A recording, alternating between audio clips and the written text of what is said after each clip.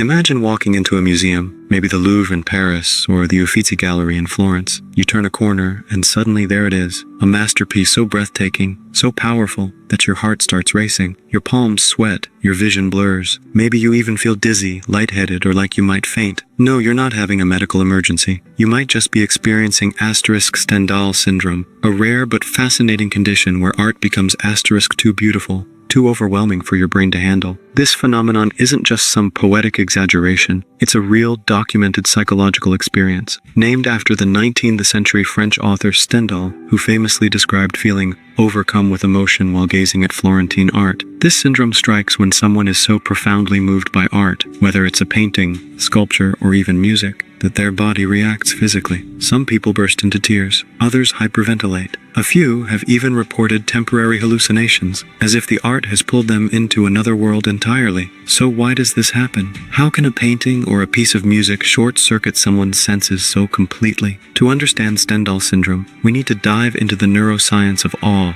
the psychology of beauty, and the surprising ways our brains process overwhelming experiences. Because this isn't just about art, it's about what happens when something is so extraordinary that your mind can't quite compute it. Let's start with a real-life case. In 2018, a tourist visiting Florence's famed Basilica of Santa Croce collapsed in front of Giotto's frescoes. Paramedics rushed in, assuming a heart attack. But no, she was simply too moved by the art. Her brain had essentially short-circuited from sensory overload. This wasn't an isolated incident either. Florence's hospitals have reported multiple cases of tourists needing medical attention after intense art encounters. Doctors even coined a term for it, Florence Syndrome. But what's really going on in the brain during these episodes? Neuroscientists believe Stendhal Syndrome is linked to the mirror neuron system, the part of our brain that fires not just when we do something, but when we see someone else doing it. When you look at a painting of a dramatic scene, say Caravaggio's Judith beheading Holofernes, your brain doesn't just see the image, it mirrors the emotions, the tension, the violence, as if you're experiencing it yourself. Now amplify that by standing in front of a larger-than-life masterpiece, surrounded by its history, its beauty, its cultural weight, and suddenly your brain is drowning in sensory input. And it's not just visual art. Some people report similar reactions to music, like being so overwhelmed by a symphony that they dissociate, as if their soul has left their body for a moment. Others experience it in nature, standing at the edge of the Grand Canyon or under the northern lights. The common thread? Awe.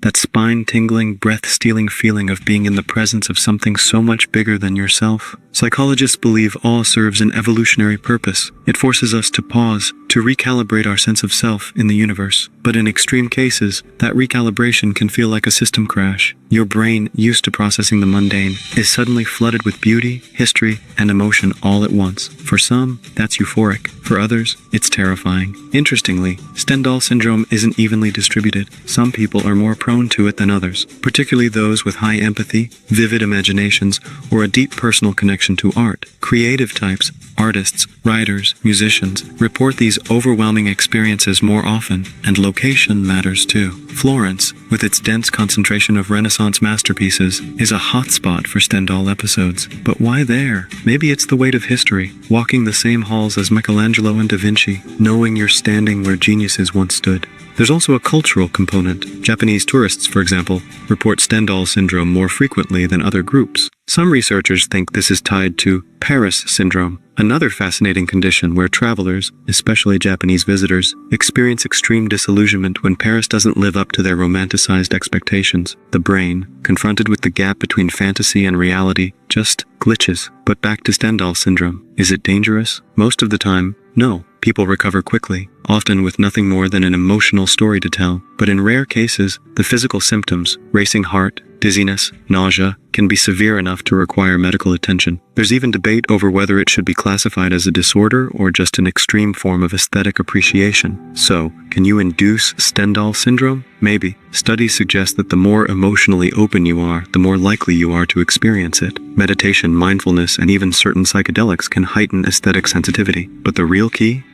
Letting go. Allowing yourself to be fully immersed in the art without resistance. That's when the magic, or the madness, happens. At its core, Stendhal Syndrome reminds us of art's power. In a world where we scroll past images mindlessly, where museums become Instagram backdrops, this condition forces us to stop, to feel, to be humbled by beauty. And in that sense, maybe we could all use a little Stendhal Syndrome, a reminder that art isn't just something we look at, it's something that can change us. So next time you're in a gallery, take a deep breath, stand in front of a masterpiece, let it wash over you, and who knows, maybe you'll walk away dizzy, tearful, or forever altered. Because that's the thing about true beauty. It doesn't just hang on a wall, it lives in you.